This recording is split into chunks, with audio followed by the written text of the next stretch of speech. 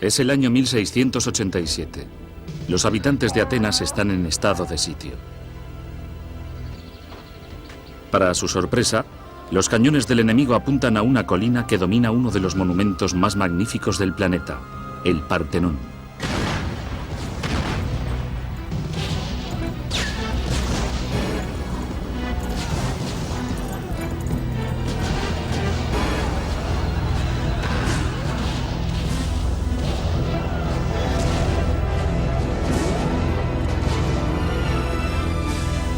Desgraciadamente, el Partenón había sido utilizado principalmente como almacén de pólvora.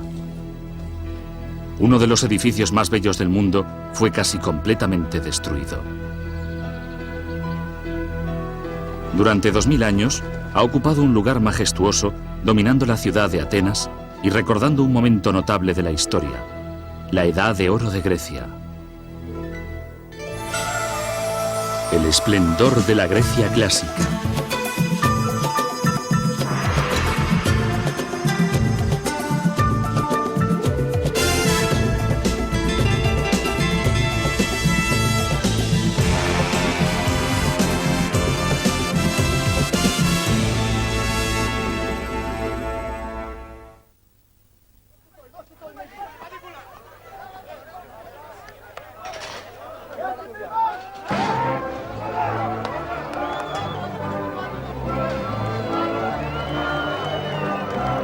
Las ciudades-estado de la Grecia antigua eran todas extremadamente competitivas, pero había un estado que siempre esperaba ganar y por regla general lo conseguía.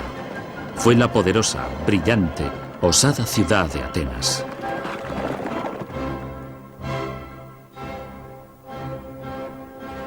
Durante el siglo V a.C., Atenas prosperó todavía más al tiempo que muchas otras ciudades-estado e islas le pidieron protección contra su enemigo mutuo, los persas. Y de esta manera nació el Imperio de Atenas. La Acrópolis de Atenas representa un cúmulo de logros en la historia de las civilizaciones occidentales, una extraordinaria profusión de excelencia creativa que proviene de un siglo, el siglo V a.C. Estos magníficos edificios simbolizan la inspiración colectiva de unas gentes con una pasión por la perfección.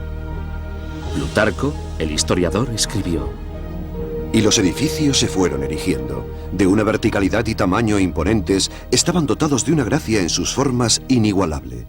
Dado que los artistas intentaron superarse en la belleza que podían conseguir con su destreza, pensaban que la construcción de cada uno de los edificios iba a tardar muchas generaciones en acabarse. Pero en realidad, el proyecto fue llevado a cabo gracias a la gestión de un solo hombre en la cúspide de su gloria. Ese hombre fue Pericles, líder de los atenienses.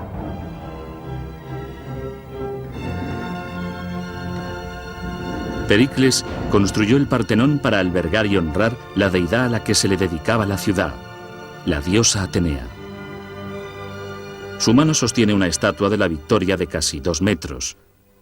Ornamentada con oro y marfil, Atenea se eleva hasta alcanzar casi los 12 metros de altura. Pericles subió al poder en el año 461 a.C. Atenas prosperó como muy pocas ciudades lo habían hecho antes. Pericles costeó la magnificencia de toda la ciudad con los impuestos que recogió de las ciudades-estado, ofreciéndoles protección a cambio. Nuestra ciudad no es una ciudad ordinaria. No hay otra que proporcione tanta expansión del espíritu. Nuestro amor por lo que es bello no nos hace más débiles. Consideramos la riqueza como algo que hay que utilizar sabiamente y no algo de lo que jactarse. Considero que lo maravilloso de la época de Pericles es que invertían gran cantidad de los ingresos del Estado en edificios, como el Gran Partenón, la arquitectura que ha influido en Occidente durante siglos.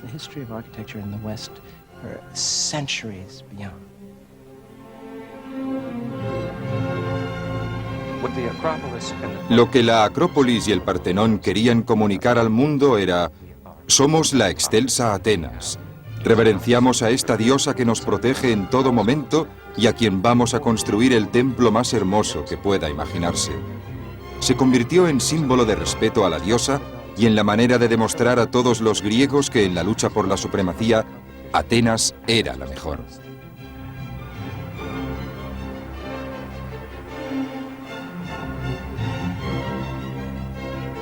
La construcción de la ciudad duró 50 años. Fue diseñada por uno de los mejores arquitectos griegos y decorada por el escultor más grande de Grecia, Fidias. La mano de obra reunió a los mejores artesanos de todo el Mediterráneo. Atenas estaba en efervescencia, llena de energía y sobre todo de nuevas ideas.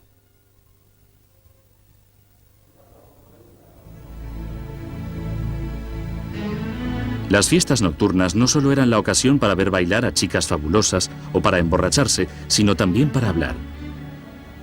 La estrella invitada podía ser el brillante filósofo Sócrates. Normalmente se trataban asuntos de hombres, aunque había una excepción interesante.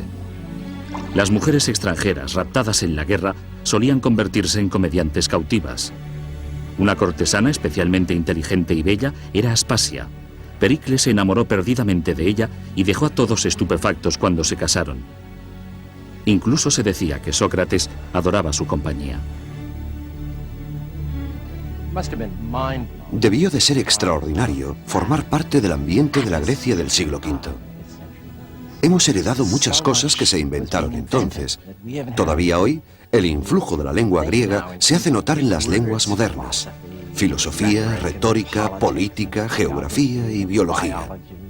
Todo esto se estaba descubriendo y discutiendo entonces.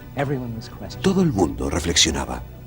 Estas personas fueron las primeras que calcularon la posición de la Tierra, de la Luna y de las estrellas, y los primeros en concebir el átomo. La época clásica de Grecia dio origen a los cerebros más originales del mundo. Los filósofos Sócrates y Platón, Aristóteles, Pitágoras el matemático, el poeta Píndaro, los autores Esquilo, Sófocles, Aristófanes, el historiador Herodoto y el padre de la medicina, Hipócrates. Estas personas fueron unas de las más grandes celebridades que jamás han existido. Vivieron todos en esta pequeña ciudad aproximadamente en la misma época.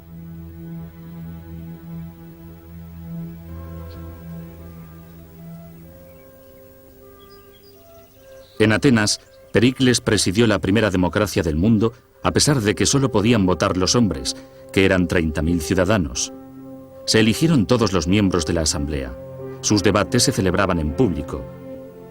Fue una idea que sobrevivió a los reyes y a los tiranos de los siglos sucesivos, hasta que apareció una vez más en las democracias del mundo moderno. Nuestros padres fundadores sabían griego y latín, leían a los escritores del momento, entendían la tradición clásica del imperio de la ley en contra de la tiranía. Nunca ha cesado mi admiración hacia la originalidad de los griegos a la hora de inventar verdaderamente la democracia como nosotros la conocemos. Antes no existía, había dictadores y líderes tribales. La participación en los gobiernos, en las tomas de decisiones por parte de los ciudadanos, empezó en realidad en el siglo V, en Atenas.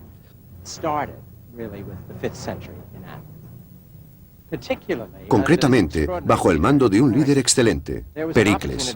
Los ciudadanos tuvieron la oportunidad de participar. No era una relación de jefe y pueblo, sino que todos tenían derecho a participar.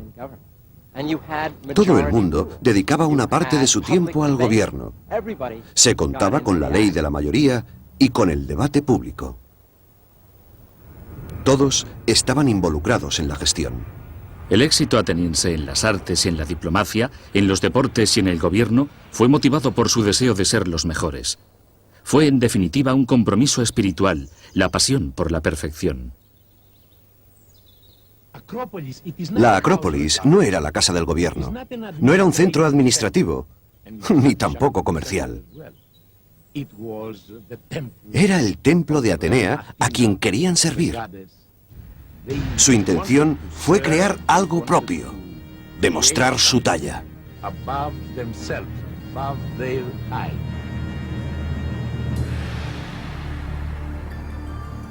No se parecía a una iglesia moderna, tampoco era un lugar para ir y rendir culto en silencio. Los sacrificios se celebraban en el exterior, en parte debido a razones de higiene. Después de todo, si sacrificaban a un toro, no lo querían hacer sobre el suelo del templo. aunque también era así porque el humo tenía que ascender hasta los dioses. Y entre tanto, puesto que se suponía que la divinidad moraba en casa de él o de ella, tampoco querían acercarse excesivamente, preferían mantener una distancia respetuosa o de culto, no sea que sin querer se hiciera algo inconveniente y que alguien poderoso se revolviera contra ellos, y esto siempre es negativo.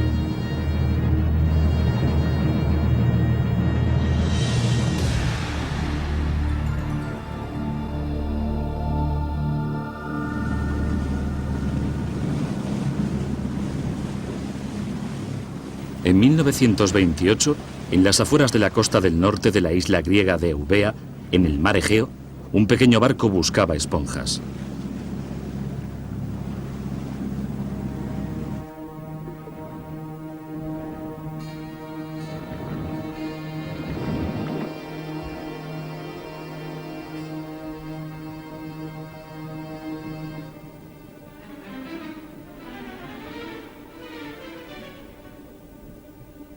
El submarinista vio una extraña forma debajo de la arena.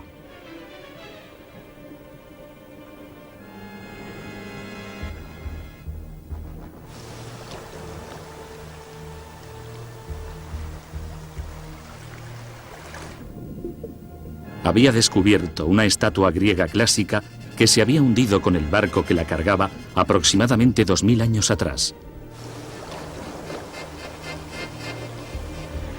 Muchos creen actualmente que esta estatua de bronce era Poseidón, el dios griego del mar.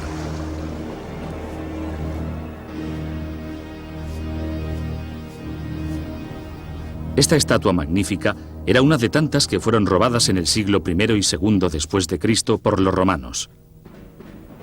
De los dioses como Poseidón, se creía que tenían un auténtico poder sobre las vidas de los griegos antiguos.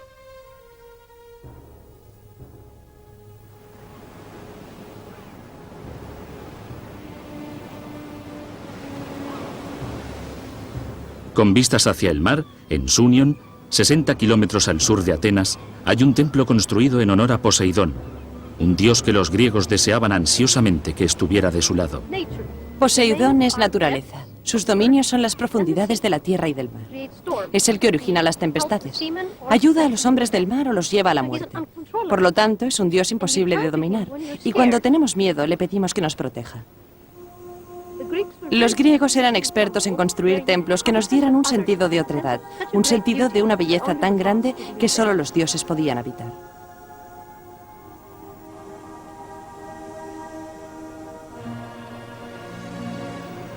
Sobre el monte del Olimpo estaba el panteón de los dioses griegos. Había gran variedad de dioses, del amor, de la fertilidad, de la sabiduría, de la furia, de los celos. Pero había un dios griego que destacaba por encima del resto: Zeus Todopoderoso, regidor del mundo y de los propios dioses. A estos dioses no se les imaginaba como seres espirituales. Tenían características muy humanas y se les conocía por interferir en las vidas de los humanos a su antojo. Podían ser racionales y útiles o traviesos y vengativos.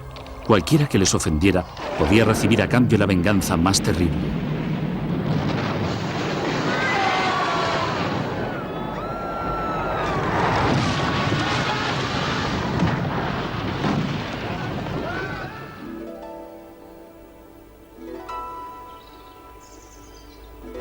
Esto es Delfos, el santuario de los dioses más importante de Grecia. Este templo estaba dedicado a Apolo, el dios de la sabiduría, de la luz, de la música y de la curación.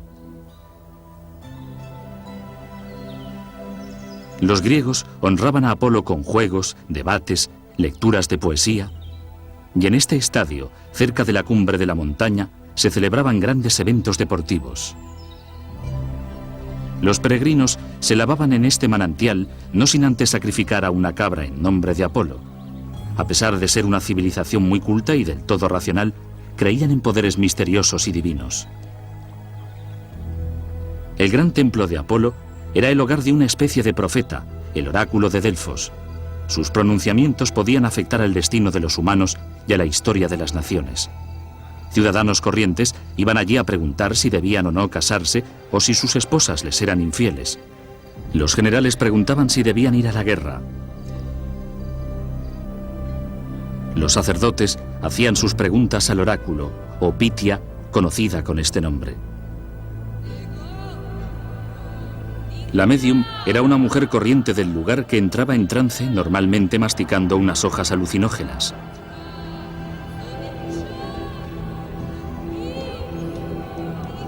Sus respuestas eran casi siempre mensajes amañados que el sacerdote interpretaba todavía más ambiguamente, dejando de esta manera a los suplicantes que hicieran la lectura que más les convenía. A veces las respuestas eran malinterpretadas. Cuando Creso, rey de Lidia, preguntó si debía atacar al imperio persa, se le contestó: si vas a la guerra, destruirás un gran reinado. Se fue a la guerra y el reinado que destruyó fue el suyo propio.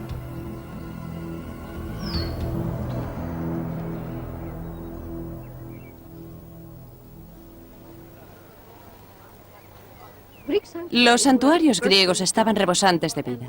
No debemos imaginarnos los prístinos por la blancura de sus templos y los pulcros ropajes de los sacerdotes.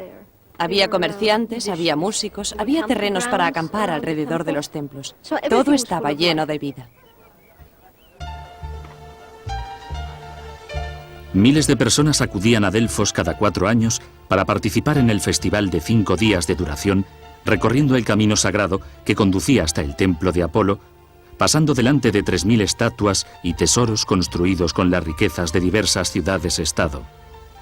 Los peregrinos debían ofrecer todo aquello que les fuera posible costear. Incluso se dijo que el rey Midas envió su propio trono de oro macizo. Todo aquello para rendir culto a Apolo.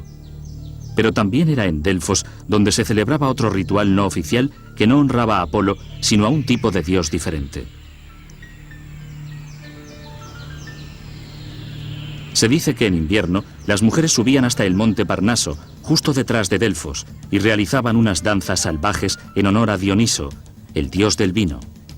Tenían el nombre de Ménades.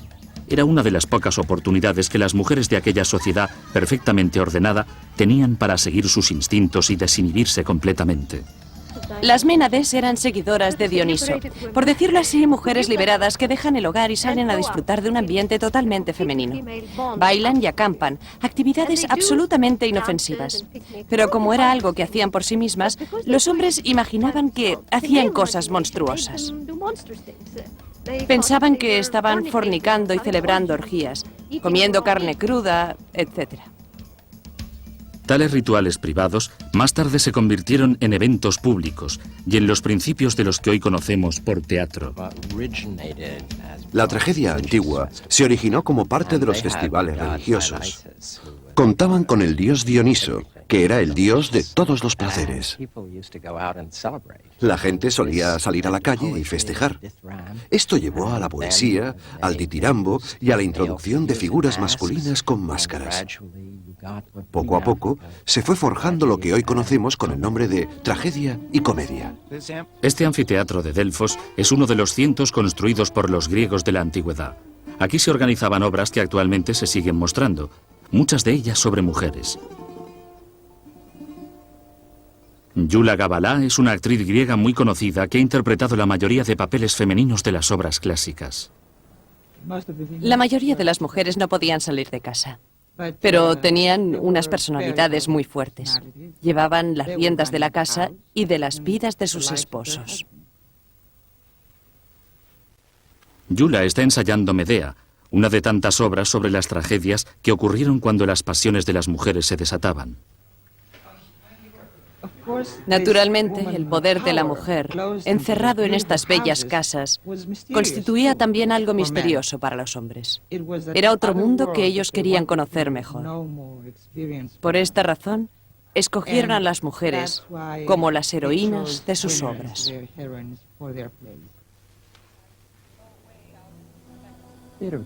El teatro se convirtió en algo primordial en la vida de los griegos.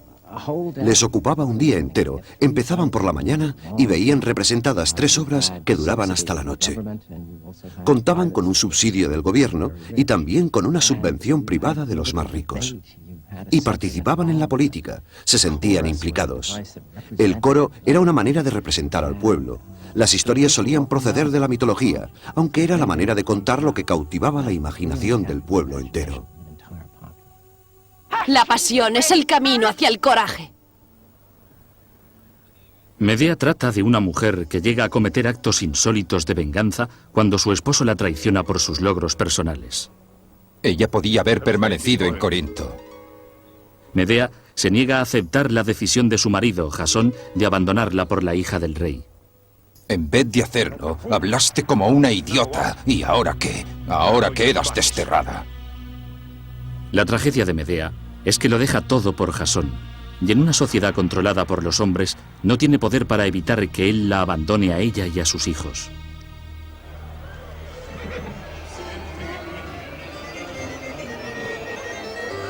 En la Grecia de hoy todavía podemos detectar secuelas de aquella tensión entre hombres y mujeres. Esta es también una sociedad dominada por hombres. Hombres comprometidos a exhibir su masculinidad.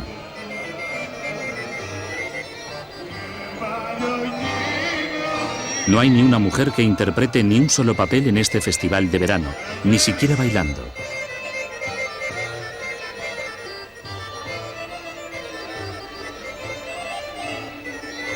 Los hombres hacen lo que les place.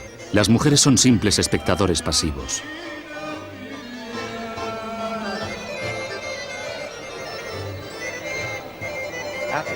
Atenas ha sido descrita como un club masculino, y en cierta manera esto es muy cierto.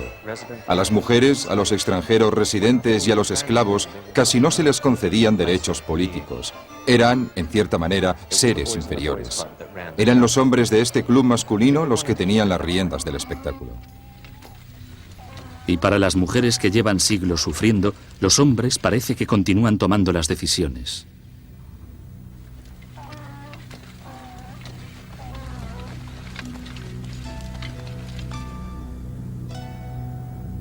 Oh, miserable, te salvé la vida. Lo saben todos los griegos que se embarcaron contigo en largo. Y tanto bien que yo te he dado. Sin vergüenza. Y ahora me abandonas por otra.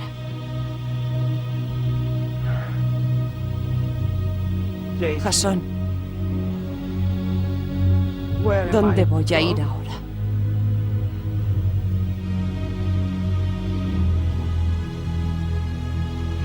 En plena desesperación, Medea llega a una conclusión trágica. La única venganza posible es matar a sus propios hijos. Al escoger una obra como Medea, ante una sociedad actual en la que el divorcio está extendido, en la que los hombres y mujeres se enfrentan con furia, en la que la custodia de los niños es el tema principal, cuando la vemos representada con tanta intensidad y emoción, se nos llenan los ojos de lágrimas. Las mujeres como Medea, como Helena, son mujeres contemporáneas. Las mujeres de hoy nos encontramos con los mismos problemas. Conflictos en las relaciones conyugales, de familia, etc.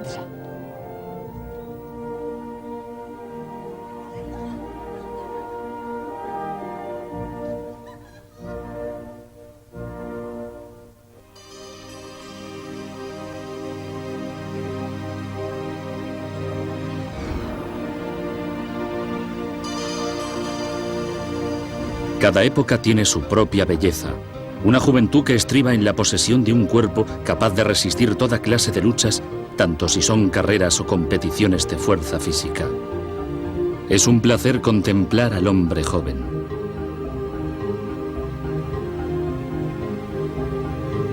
Para los griegos, un cuerpo bello era tan importante como una mente brillante.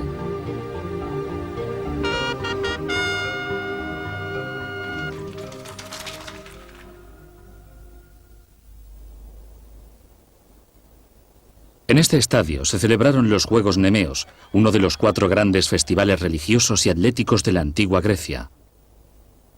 El estadio original tenía un aforo de 20.000 espectadores. El yacimiento fue excavado por el profesor Stephen Miller, que desea celebrar de nuevo los Juegos. Hay que dirigir a los heraldos y disfrazarlos. En los Juegos originales, los representantes se escogían de entre las ciudades-estado.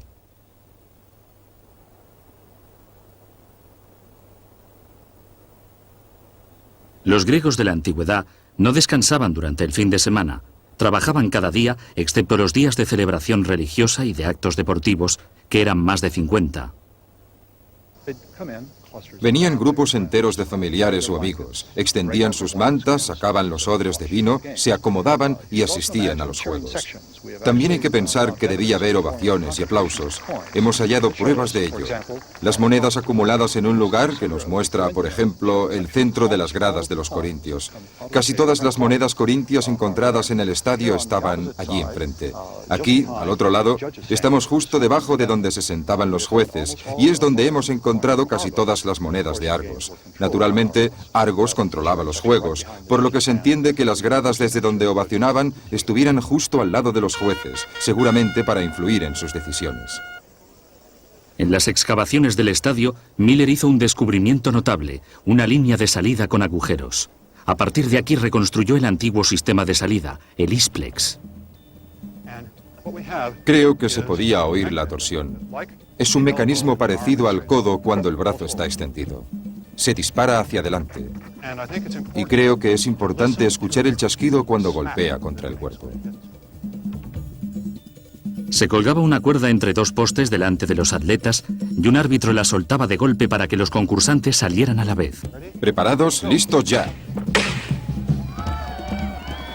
En un principio, los atletas competían desnudos y las mujeres eran excluidas de los juegos. Pero hubo una mujer que estaba resuelta a ver cómo su hijo participaba en los juegos y se disfrazó de entrenador. Cuando su hijo venció la carrera, saltó la valla, presa de júbilo. Se descubrió la artimaña. Después de este incidente, incluso los entrenadores fueron obligados a asistir en total desnudez. Los participantes en el salto de altura llevaban unas pesas que les daban impulso. Las soltaban antes de llegar al suelo y así podían sumar 30 centímetros en cada salto. El único premio que ganaban los vencedores eran coronas de laurel o de apio silvestre. Al volver a casa, les recibían con flores en desfiles espléndidos y eran paseados por toda la ciudad en un elegante carro. A menudo les esculpían una estatua en su honor. Los atenienses vencedores en los Juegos gozaban de una pensión alimenticia gratuita para el resto de sus vidas. Los Juegos más importantes de Grecia se celebraban cada 4 años en este valle, Olimpia. El primer acontecimiento deportivo internacional del mundo se celebró aquí en el 776 a.C. Los griegos fueron los primeros en elevar el atletismo al nivel de competición profesional. Incluso la palabra atleta viene del griego athlos, que significa competición o concurso. Pero el Festival Olímpico era sobre todo una celebración religiosa. 100 bueyes eran sacrificados aquí sobre un altar enfrente del templo de Zeus. Su interior estaba presidido por una estatua del dios revestida de oro. Ante ella, todos los atletas tenían que hacer sacrificios y rezar antes de concursar.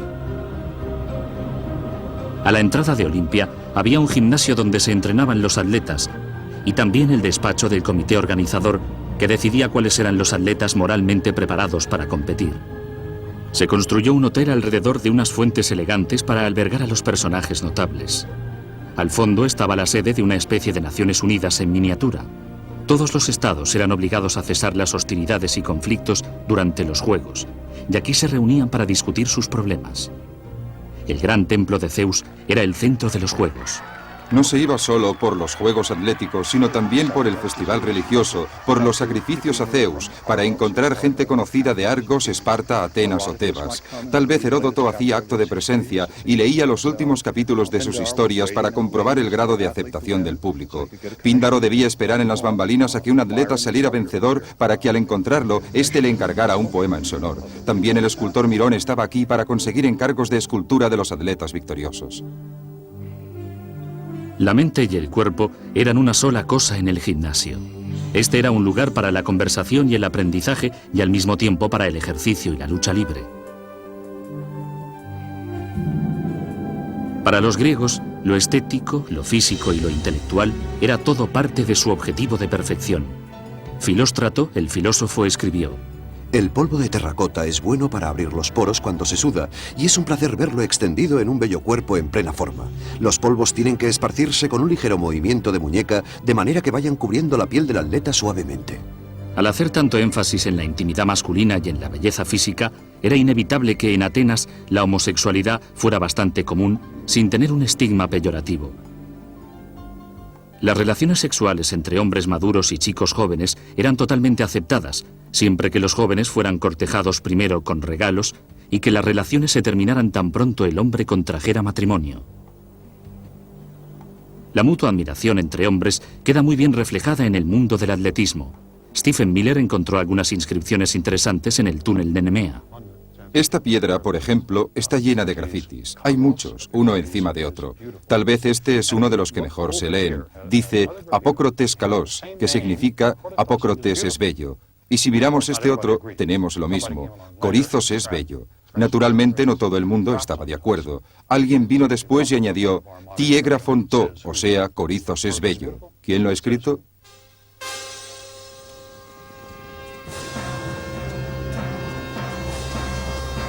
La antorcha olímpica original todavía brilla actualmente, aunque no siempre con la misma llama luminosa y potente que inspiró a esos atletas hace 2500 años.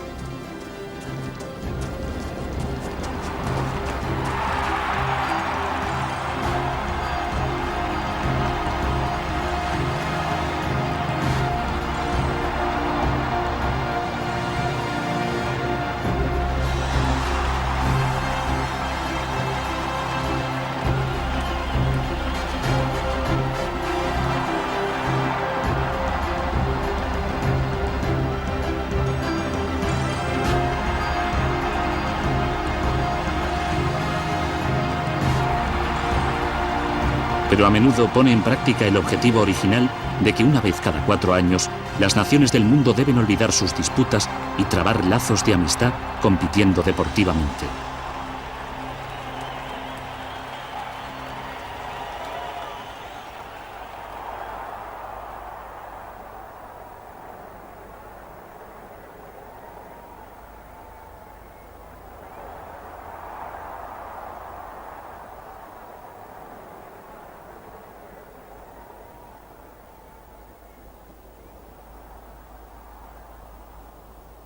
Los atenienses dominaban en el campo del deporte y en casi todo. Pero su racha ganadora no podía durar siempre, y el destino estaba urdiendo algunos reveses crueles a esta sociedad que tan lejos había llegado y tantos logros había conseguido.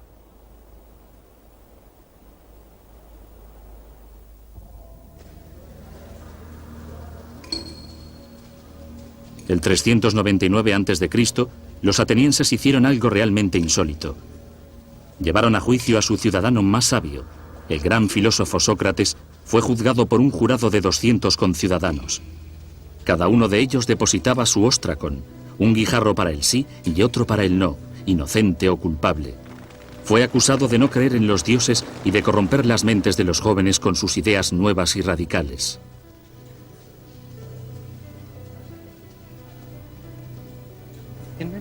En muchos aspectos, Sócrates fue el ateniense completo.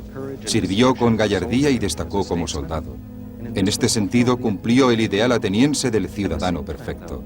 Pero al mismo tiempo, pidió explicaciones, exigió a sus conciudadanos que se definieran. Se describió a sí mismo como un tábano, un aguijón para la grupa aletargada del cuerpo político ateniense. Sócrates fue declarado culpable. Se le sentenció a morir envenenado.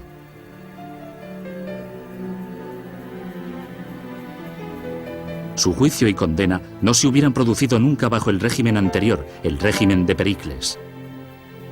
Creo que los atenienses se volvieron muy prudentes. Algo ocurrió. Su proverbial aptitud para el compromiso, para explorar cosas nuevas, seguía ahí, pero de alguna manera hubo un cambio.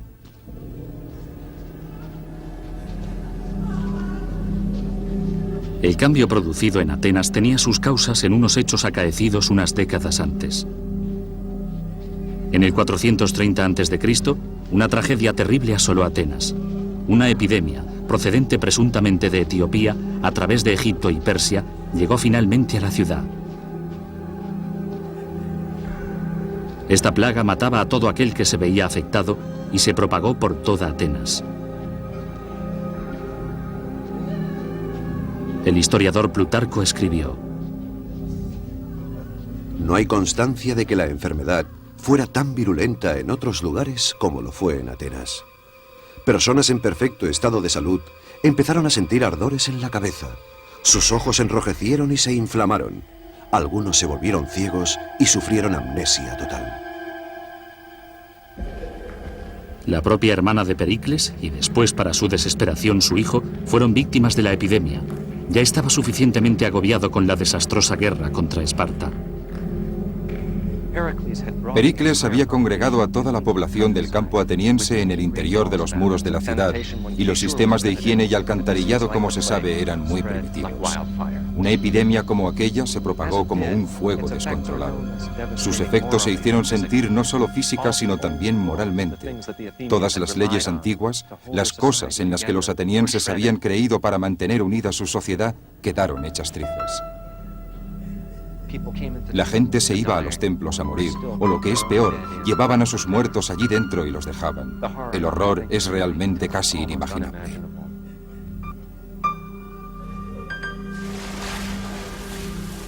En el interior había una sensación incontenible de quemazón.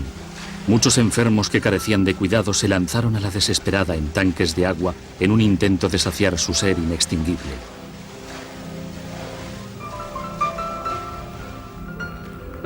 La epidemia afectó a Pericles en dos aspectos. En primer lugar, políticamente, porque los atenienses le culparon del desastre. Y por primera vez en 15 años no fue elegido general, cargo que había ocupado durante mucho tiempo. Poco después fue víctima él mismo de la epidemia y murió. Con la muerte de Pericles moría también un cierto estilo de hacer política.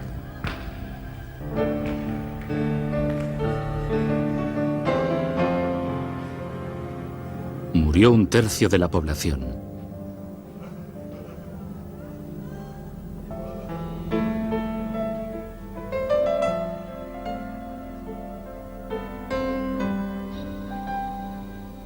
Sin el liderazgo de Pericles, los atenienses estaban perdidos. Empezaron a tomar decisiones temerarias.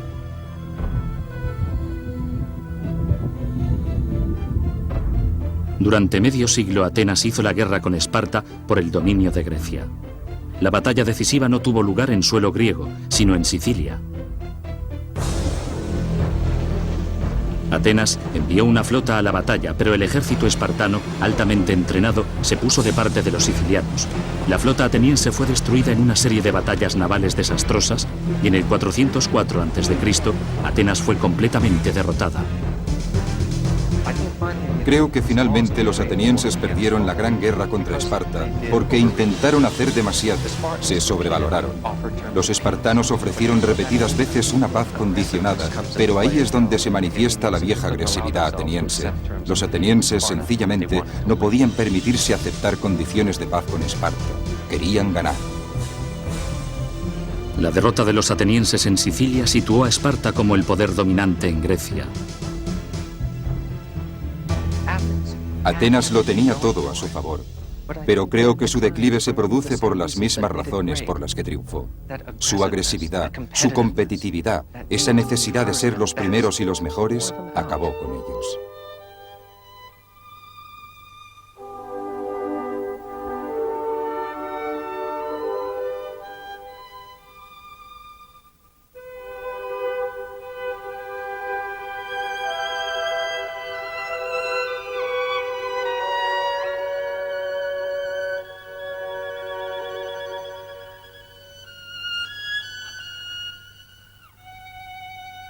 La diosa a la que rendían culto pidiendo protección no podía ayudarles. Este auxilio se llama lamento por Atenea. Sócrates fue el chivo expiatorio de la decadencia de Atenas. En la cárcel, sus amigos le ofrecieron escapatoria, pero él la rechazó. Platón escribiría: dijo que había vivido en Atenas toda su vida. Durante 70 años había estado satisfecho con su ciudad y su gente. ¿Por qué tenía que huir como un paria? Se machacaron las hojas de cicuta.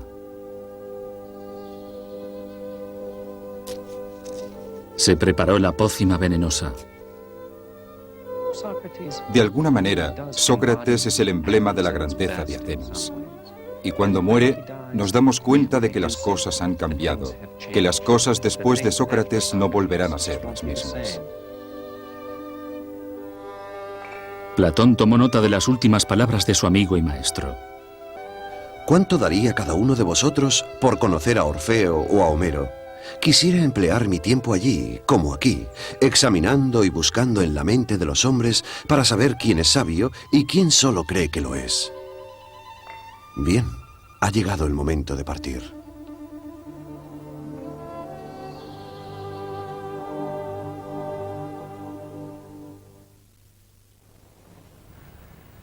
Las ideas de Sócrates han perdurado hasta hoy, pero su querida Atenas, a través del tiempo, llegó a formar parte de otros imperios, los macedonios, los romanos, los turcos otomanos. En 1971 se descubrió que la gloria culminante de Atenas, el Partenón, estaba en peligro y amenazaba ruina. Actualmente se está restaurando, no para restituir su antiguo esplendor, sino como monumento magnífico, digno ejemplo de la civilización que representa. Las piezas de mármol, brutalmente sacudidas por los cañonazos, están siendo limpiadas y restauradas con sumo cuidado. Los agujeros que dejaron los cañonazos enemigos están siendo reparados. La restauración va a durar más de 15 años, el tiempo que duró la construcción original del Partenón.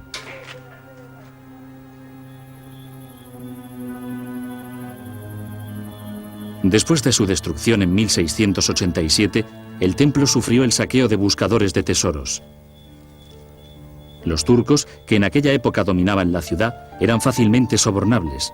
Cualquier visitante de paso con suficiente dinero podía llevarse una escultura del templo. Las cabezas y las extremidades de las estatuas eran seccionadas para hacer las piezas más vendibles. Por toda Europa se dedicaban a revender el fruto de sus saqueos a museos y coleccionistas privados.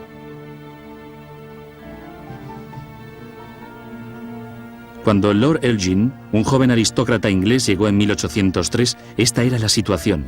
Creyó que estaba totalmente justificado que él también participara del saqueo.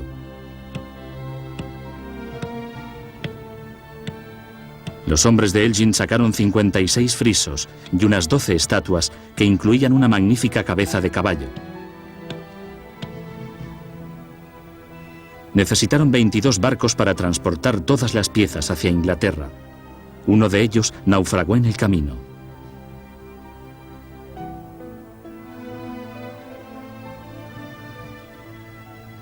Los mármoles de Elgin del Partenón están expuestos en el Museo Británico. Entré en la gran sala y me sentí apabullada ante tanta belleza. Los mármoles de Elgin. Estaba tan emocionada que se me puso la carne de gallina. No podía hablar, estaba en trance. Su belleza era tan poderosa. Me quedé en silencio contemplando durante mucho tiempo aquellas piezas. Y después me entristecí, porque pensé que no podía gozar de aquellas obras de arte en mi país. Es muy triste no poder tener esa experiencia a diario, aquí en Atenas.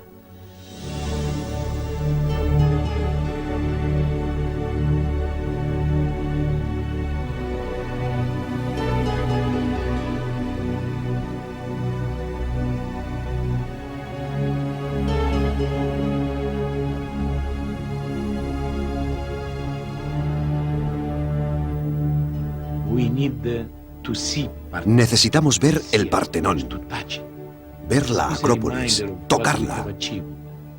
Es un memorándum de lo que hemos logrado en el pasado. Se llevó a cabo el ejercicio de alcanzar la perfección. Y si imaginamos por un momento que todos estos monumentos desaparecieran, se esfumaran del planeta, sería como un universo sin la Quinta Sinfonía de Beethoven.